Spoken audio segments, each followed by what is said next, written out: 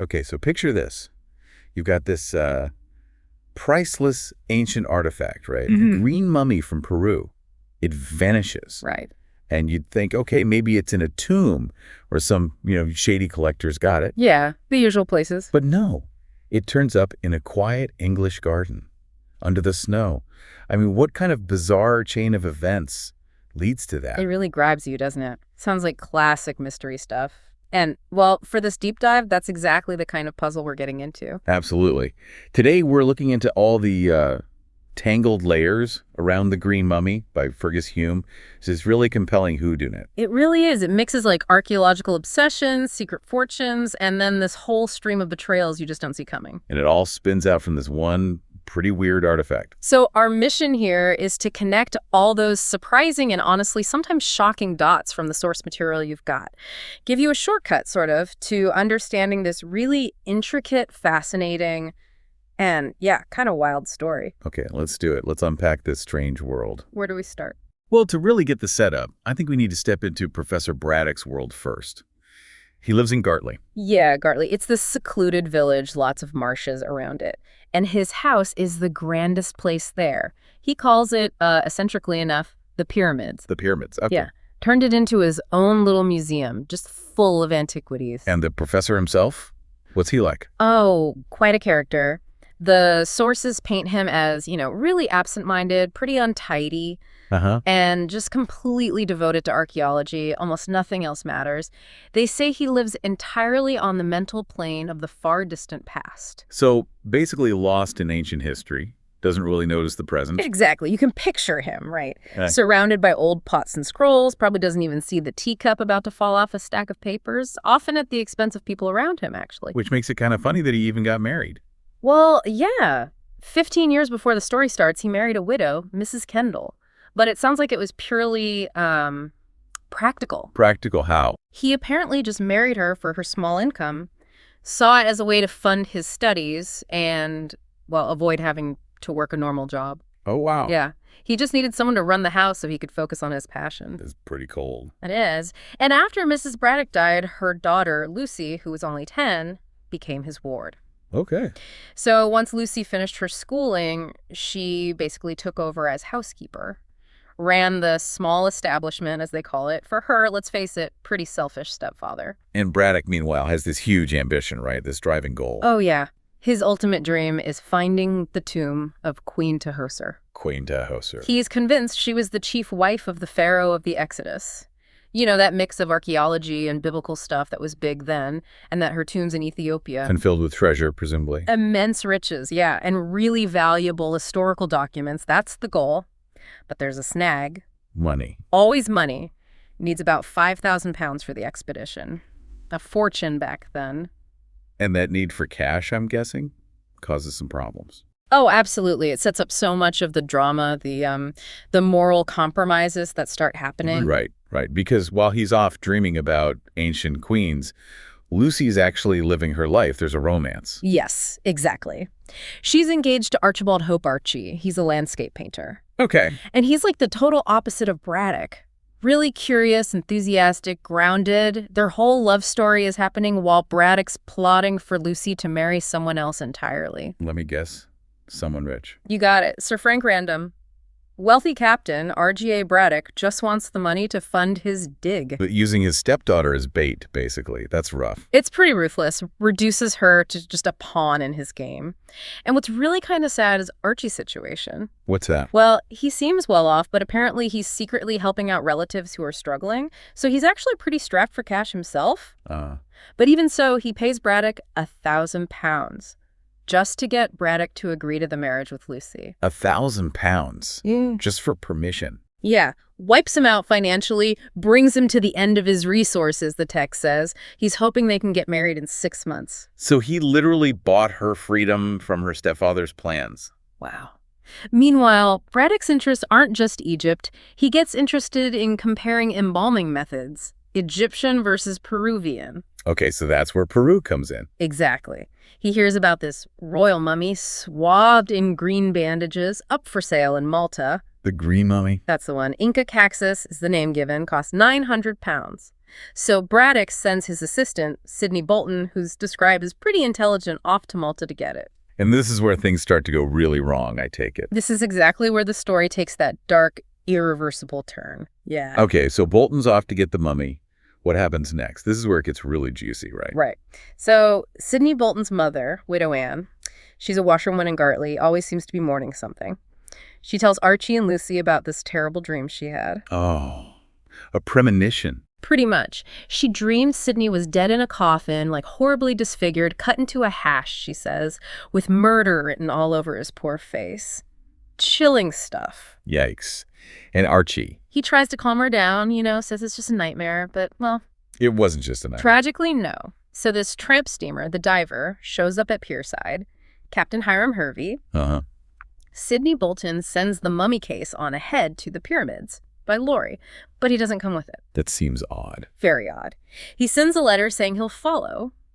Lucy immediately thinks this is suspicious. Why wouldn't he stick with it after guarding it so carefully all the way from Malta? Good point. She's sharp. She is. And her gut feeling was right. Braddock's furious, thinks the case has been mishandled somehow.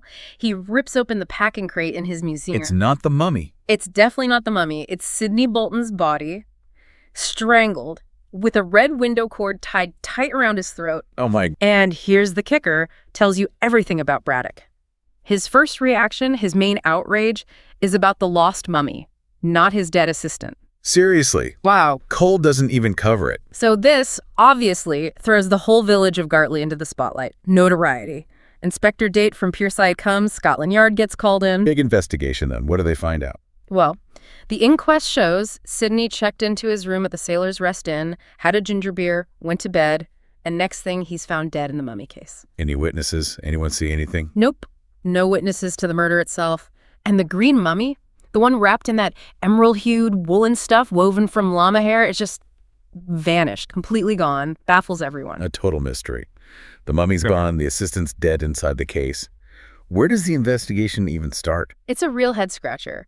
But just when things seem completely stalled, a new character arrives who changes everything, adds a whole new layer to this mess. Okay, who's this? This is where Don Pedro de Gallegos enters the picture. He's described as a very dignified Peruvian gentleman. And he just shows up in Gartley. Yes, with a pretty startling claim. He says the green mummy, well, it was stolen from his family 30 years ago. Stolen. So Braddock bought stolen goods. Looks like it. And here's the crucial bit.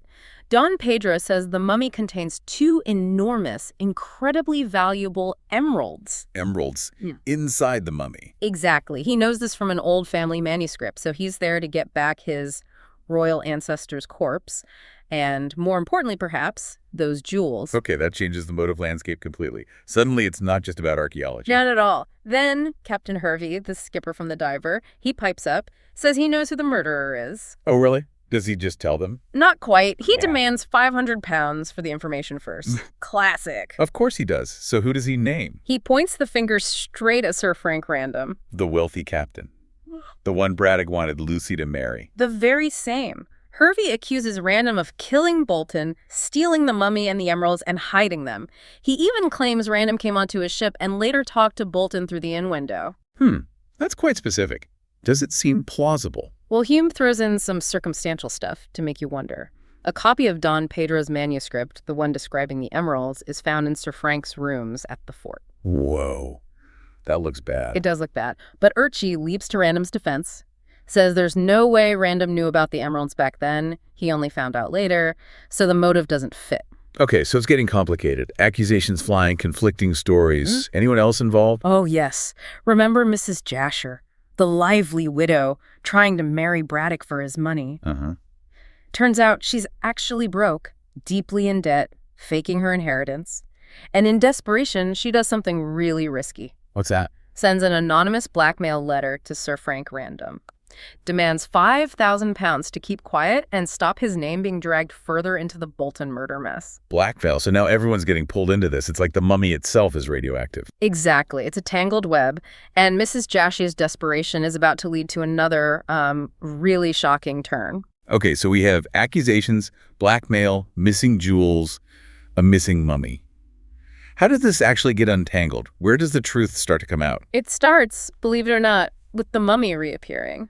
In the most unlikely place. Where? Not back in the museum. Not even close. Archie and Lucy find the actual green mummy case, covered in snow, in Mrs. Jasher's garden arbor. Her garden? The blackmailer? The very same. And she swears she has absolutely no idea how it got there. Completely denies putting it there. Okay, that's weird. What about the emeralds? Well, shortly after the mummy turns up, one of the 2 big emeralds gets delivered anonymously to Sir Frank Random at the fort, like some bizarre wedding present. A wedding present. But who sent it? He has no clue, completely perplexed by it. This is getting stranger and stranger. So does Mrs. Jasher know more than she's letting on? That's what Random and Hope want to find out. They go to visit her, but they find her fatally stabbed. Stab. Oh no. Does she say anything before she dies? Yes. With her last breaths, she confirms she didn't kill Bolton, but she knows who did. She says she was actually writing a full confession when someone burst in. A confession about what? About the whole thing, presumably. The attacker wanted the emerald, maybe the second one, and crucially wanted to destroy her written statement. So did she name the killer? She did. Her final words are chilling. Cockatoo. He is guilty of my death in Bolton's. Cockatoo? Who on earth is Cockatoo? Ah, Cockatoo! He's Braddock's assistant, described as intensely loyal, almost unnervingly so. It's a strange nickname, maybe hinting at something about him, his devotion, maybe even his background. It's not really explained. So based on her dying words, Yeah. what actually happened? Well, the investigation pieces it all together. It seems Professor Braddock and Cockatoo went to see Sidney Bolton at the Sailor's Rest. Okay. Sidney, turns out, wasn't just an innocent assistant. He'd found Don Pedro's manuscript hidden in the mummy's bandages. So he knew about the emeralds first. Exactly. And he planned to steal them himself. Ah, the plot thickens again. Right. So when Sidney refused to hand over the emeralds to Braddock, or maybe just to Cockatoo, acting for Braddock Cockatoo, in his fierce loyalty, strangled Sidney with that red window cord. Wow. So Braddock was involved from the start. Involved, or at least aware immediately after, because then Braddock and Cockatoo hid Sidney's body in the mummy case. A swap. And they hid the real mummy somewhere else under the jetty, it turns out. Clever. Devious. Very. And later, to throw suspicion onto Mrs. Jasher, Braddock had Cockatoo move the mummy from the jetty into her garden. That explains how it got there. And the manuscript in Sir Frank's room. Cockatoo planted that too. Just more misdirection to frame Random. And Mrs. Jasher. When she started writing down everything she knew or suspected, Cockatoo realized the danger. He stabbed her to silence her and get rid of that confession. That loyalty, you see, it was deadly. Just incredible, the lengths they went to. Yeah. So Braddock's secret is out. What happens? Does he get arrested? It leads to a pretty dramatic final reckoning. How does it all end? Yeah. After all that, does Braddock face justice? Well, knowing the game was up, Braddock makes this really desperate and frankly bizarre escape attempt. What does he do? Try to flee the country? Sort of. He hides inside the green mummy case itself. He gets in the mummy case. Seriously. And Cockatoo bribes Captain Hervey, remember him? Turns out his real name is Gustav Vasa, pays him £1,000 to smuggle Braddock and the mummy case out on his new boat, the Firefly. Trying to escape inside his own artifact. Poetic in a grim way. Do they get away with it? They almost do. But Don Pedro, Sir Frank, Archie, and Inspector Date managed to intercept Hervey on the jetty. Yeah, a confrontation. A chaotic one. Don Pedro pulls out his revolver. He's aiming for Hervey. Yeah. But the shot goes wide, hits the mummy case, and fatally strikes Professor Braddock hiding inside. Wow. Killed inside the mummy case by the man whose ancestor was in it. That's something. Quite the end. So justice is served, in a way.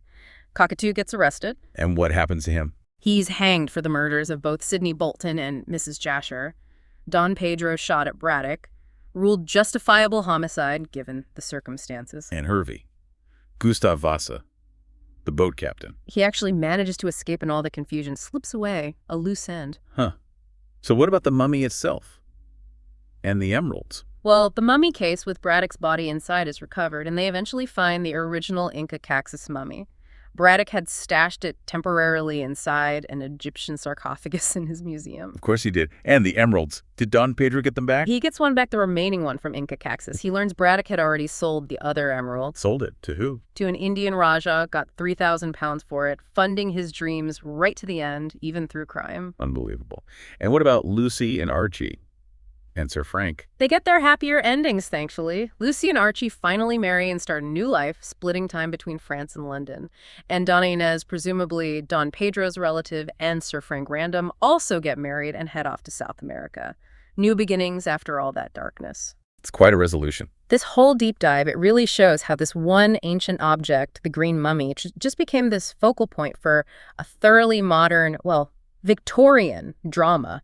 It's interesting how Hume uses Braddock, isn't it? Sort of subtly critiquing that whole Victorian archaeology boom. How so? Well, showing how that academic drive, that obsession with discovery could make someone blind to, basic ethics, even the human cost, all in the name of finding things out.